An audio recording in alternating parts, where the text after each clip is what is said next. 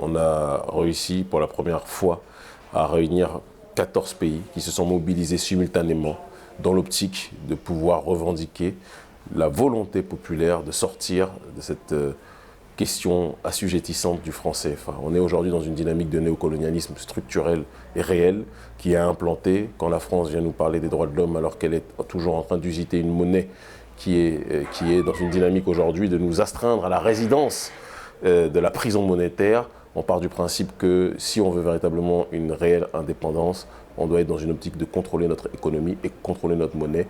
Et le simple fait que différentes sociétés civiles aient pu se coordonner dans la sphère francophone, sachant que l'Afrique francophone, on le sait de manière historique, est une Afrique qui a connu un taux d'aliénation extrêmement important parce que le processus colonial de l'oligarchie française a été très puissant pour nous rendre étrangers à nous-mêmes. C'est l'étymologie de l'aliénation. Quand on dit aliéner, c'est être étranger à soi-même. Eh bien, je pars du principe qu'on a réussi un exploit. On est tous satisfaits de cela, mais des gens qui mènent un combat, hommes ou femmes, ne sont pas dans une dynamique de se satisfaire ad vitam aeternam. Notre objectif est de continuer la lutte, densifier la revendication, et donc d'ici très peu de temps, on va rendre public une nouvelle mobilisation. La prochaine mobilisation va être annoncée très prochainement, et de manière globale, pour synthétiser, on est dans une optique de ne pas laisser un seul espace à ceux qui sont les ennemis de notre liberté. Et on a compris que la meilleure façon d'asphyxier ceux qui veulent nous étouffer, en priorité, c'est d'être hyperactifs nous-mêmes sur le terrain de la sensibilisation vis-à-vis de la classe populaire sur ces questions liées à la domination monétaire. L'Urgence panafricaniste est l'ONG qui est à l'initiative de la journée internationale qui a réuni 14 pays. Le Sénégal est un cas particulier parce que le Sénégal, l'Urgence panafricaniste, s'est allié avec une multitude d'organisations au sein de la société civile. Mais lorsque j'ai lancé l'appel le 26 décembre, au départ, il n'y avait personne qui était partant. D'ailleurs, la société civile dakaroise panafricaniste de Dakar avait prévu de faire quelque chose le 14 janvier.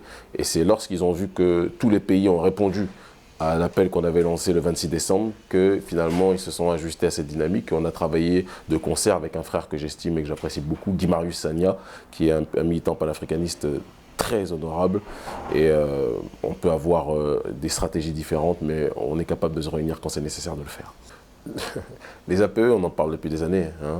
Les accords de partenariat économique, on sait très bien que c'est aujourd'hui une escroquerie politique qui vise encore une fois à densifier la logique du néocolonialisme. Quand on vous parle d'accords de partenariat et que vous seriez à armes égales, soi-disant pour traiter, alors que vous ne partez pas de la même ligne de départ, c'est comme si vous dites, allez, on propose une course équitable, vous partez sur la même ligne de départ entre une Ferrari et quelqu'un qui est amputé. Il n'y a aucun sens dans cette dynamique, ils savent exactement ce qu'ils font. Et le plus grave n'est pas que le vautour se comporte en vautour vis-à-vis de sa proie. Le plus grave, c'est que le lion finissent par se comporter tel un caniche et acceptent les règles qui lui sont imposées alors que sa nature, normalement, le pousse à ne pas agir dans cette dynamique-là. Réunir tous les Africains, c'est un rêve magnifique, mais c'est une utopie. L'Africain est un être humain comme tous les autres. À l'intérieur des Africains, il y a des Compaoré. À l'intérieur des Africains, il y a des Mobutu. À l'intérieur des Africains, il y a des Lumumba, des Sankara, etc. Il y a de tout. On ne peut pas parler, je ne suis pas dans cette dynamique d'essentialiser en disant que nous allons réunir tous les Africains, comme si tous les Africains allaient penser de concert sur une question. Mais par contre, ce qui est important, c'est de trouver la masse critique, qui est dans une optique d'être capable, sur le terrain de la motricité historique, de faire bouger les choses. Quand on analyse l'histoire avec précision, avec concision, on se rend compte qu'on est souvent spectateur, on observe une masse, un noyau, qui est capable d'influencer la masse, mais un noyau hyperactif, c'est ce qu'on appelle justement cette dynamique de la masse critique.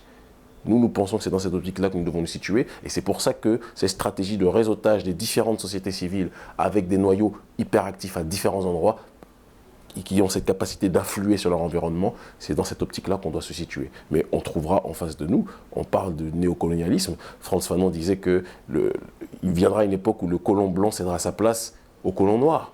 Hein, et Et je ne suis pas dans cette dynamique de noir contre blanc. Les noirs vont se réunir contre le blanc, c'est beaucoup plus complexe que ça. Il y a des prolétaires blancs qui souffrent aussi de l'autre côté, comme le prolétariat africain souffre dans sa globalité. Et quand je dis prolétariat africain, il faut même qu'on redéfinisse les concepts, parce qu'aujourd'hui, il n'y a pas de classe moyenne, il y a les hyper riches en Afrique, et tout le reste, la plupart du temps, on est de l'autre côté. Donc le peuple africain, la rue africaine, qu'elle soit composée d'aînés ou de jeunes, aujourd'hui, notre dynamique, c'est voilà, être dans cette logique de continuer à la sensibiliser, la conscientiser, c'est ce qu'on fait. Et je pense qu'avec l'émergence des réseaux sociaux d'un côté, c'est ce qui s'est passé, hein, ce n'est pas les médias occidentaux qui nous ont permis de faire la publicité, et je dirais même qu'au départ, ce n'est pas même les médias africains qui nous ont permis de faire la publicité. C'est la puissance de cette synergie virale sur les réseaux sociaux qui a réussi à mobiliser autant de personnes dans le monde, sur le continent africain, dans la diaspora. Rendez-vous compte, jusqu'aux Antilles, on a réussi alors qu'ils n'ont pas de franc CFA, mais il y a un esprit de solidarité qui est en train de se créer, et ça, c'est notre plus grande victoire. Qu'est-ce que la politique étymologiquement parlant? Politeia, participation à la vie de la cité. Le simple fait qu'on réagisse comme on le fait, moi ça fait 19 ans que je fais de l'activisme politique, qu'on réagisse comme on le fait en agissant au sein de la société civile et en posant des questions de fond, on est plus actif que beaucoup de dirigeants africains. Donc je fais de la politique déjà, mais je fais une politique qui n'est pas une politique corruptible, je ne fais pas une politique pour me servir du peuple, je fais une politique pour servir le peuple. Vous êtes donc hors de ce système que vous combattez. C'est le mieux d'être cohérent sur cette dynamique-là. Si je suis dans ce système, j'aurais beaucoup de mal à le combattre. Et je pense, pour avoir étudié, comme beaucoup de nos aînés, le passé, qu'il faut qu'on soit capable de tirer les conclusions d'un système qui est vicié depuis la base. Les règles du jeu politique d'aujourd'hui n'ont pas été composées par nous-mêmes. On les a intégrées. Souvent, quand j'entends des gens qui se disent libéraux, quand j'entends des gens qui se disent socialistes, etc., je souris. Parce qu'on est en train d'adopter des réflexions exogènes par rapport à un paradigme africain sur le terrain sociétal qui est complètement éloigné de ces réalités-là. Donc pour éviter cette schizophrénie politique, notre but, c'est de contribuer à constituer une société civile qui est indépendante. La décolonisation passera cette fois-ci par le bas, beaucoup plus par le haut. Le panafricanisme dans les années 60 a été beaucoup plus une question d'élite qu'une question de rue. Nous, notre stratégie, c'est de contribuer à toucher les sociétés civiles et que ça finisse par émerger vers le haut. Et la preuve de ce que l'on dit, c'est que, je vous donne un petit scoop, il y a certaines chancelleries africaines qui ont déjà réagi à notre mobilisation du 7 janvier, notamment en Afrique centrale. Vous allez entendre dans les quelques jours qui suivent quelqu'un que je ne peux pas apprécier profondément parce que j'ai beaucoup de désaccords politiques avec lui, mais Idriss Déby va se prononcer dans les temps qui vont venir par rapport à la mobilisation qui est de plus en plus grandissante de la société civile. Je vous le dis de source sûre, parce que ces gens-là sont en train de comprendre qu'ils ont intérêt à prendre conscience de ce qui est en train de se dérouler sur le continent africain au sein des rues. Nous, notre objectif, c'est d'être auprès de la base et de rester proche de ce peuple-là. Et ne pas servir l'agenda des uns ou des autres, mais servir l'agenda de nous-mêmes. Être dans l'autodétermination, l'anti-victimisation politique, parce que quand on parle de cette volonté de sortie du franc CFA, on n'est pas en train de dire nous sommes des pauvres opprimés, etc. Si nous en sommes là encore aujourd'hui, nous sommes les premiers responsables. Mais il est temps aujourd'hui qu'on lève la tête. Et on a cette capacité-là, on a des aînés qui nous conseillent, parce que c'est aussi ça, la société africaine, c'est une tradicratie, comme on dit, c'est un pouvoir traditionnel. Et je pense que face à une modernité qui nous est vendue comme la solution absolue à tout, quand on voit le résultat de la modernité en Occident avec la crise, justement, politique de ce monde moderne, il y a des questions de fond qu'on doit se poser dessus. Je pense qu'il faut qu'on soit très prudent et qu'on n'oublie pas une chose, médiatiquement parlant, c'est que tout ce qu'on dit à l'intérieur du média est regardé par ceux qui nous combattent aussi en regardant le média. Donc il y a des choses qu'on peut dire et il y a des choses qu'on se dit entre nous. Là, même si c'est une interview entre frères et sœurs, ce qui va être vu par la DGSE, va être vu par les renseignements français, etc., etc. Donc je vous dirais simplement que quand on veut boycotter quelque chose, qu'est-ce qu'on fait? On se renseigne déjà sur les produits. Donc on fait un recensement.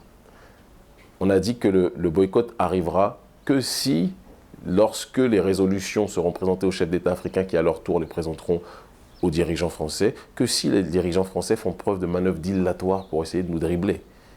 S'ils nous dribblent, on enclenchera le boycott. Mais ce qu'on va faire en attendant que les résolutions soient reçues d'un côté et de l'autre, c'est que nous, on va commencer à recenser les produits français, parce qu'on sait l'IA.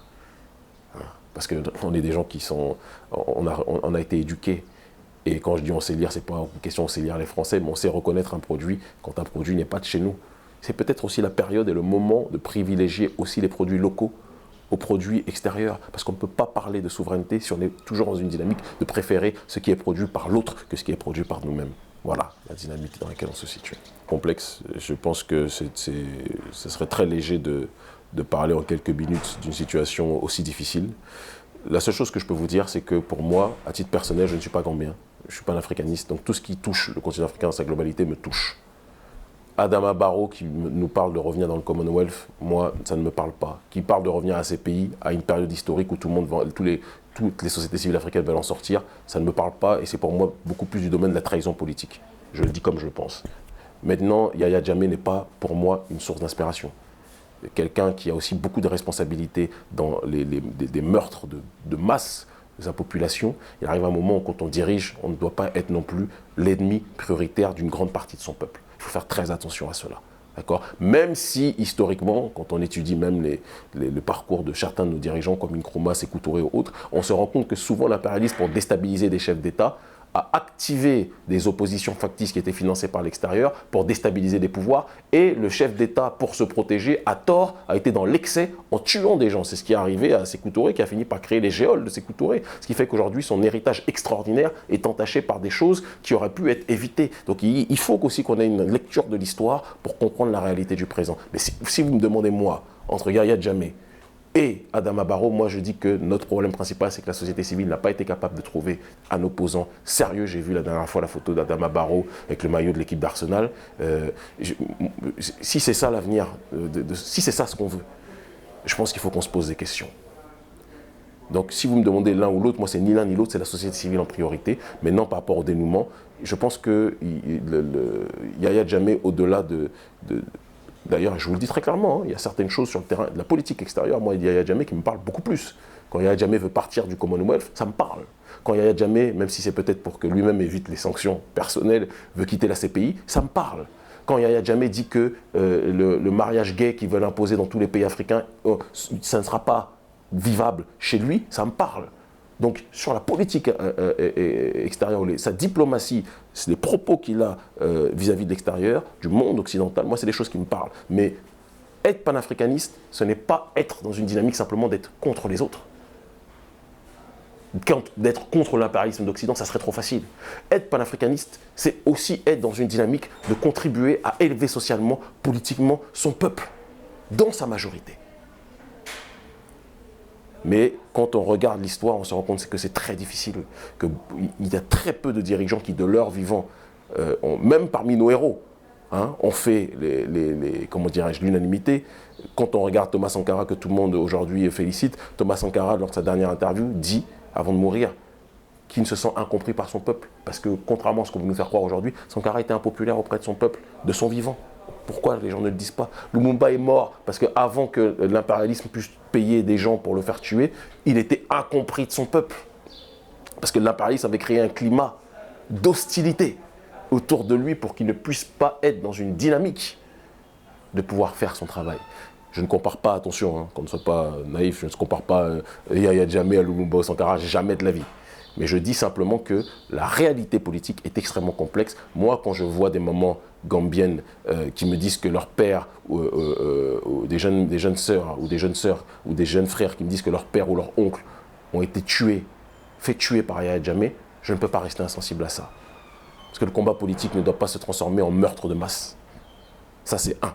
Mais quand j'entends l'autre qui me dit qu'il veut revenir à la plantation qu'est le Commonwealth et la CPI, je ne peux pas non plus rester insensible à ça. Et c'est pour ça que la meilleure des choses, c'est d'observer, d'analyser et de supporter une société civile qui va être indépendante. Moi, je me méfie beaucoup des gens au sein de certaines sociétés civiles africaines qui vous disent que si on doit rentrer dans la plantation, on rentrera, tout sauf Jammeh. Moi, je ne fuirai jamais un dictateur pour venir dans les mains de la prison de l'oligarchie d'Occident. Jamais de la vie.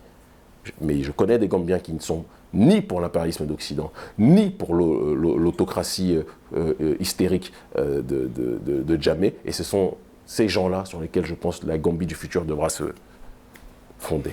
Un dernier mot à toute la jeunesse africaine.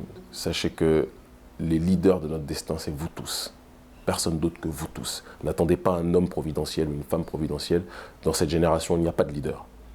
Le leader, ça doit être chacun d'entre nous qui prend ses responsabilités, que vous soyez ouvrier, que vous soyez boulanger, que vous soyez boucher, que vous soyez journaliste, que vous soyez médecin, que vous soyez charpentier, que vous soyez peintre. Tout le monde doit devenir le messie de sa propre destinée. Et c'est l'addition d'hommes et de femmes responsables qui fera une Afrique libre plus que jamais.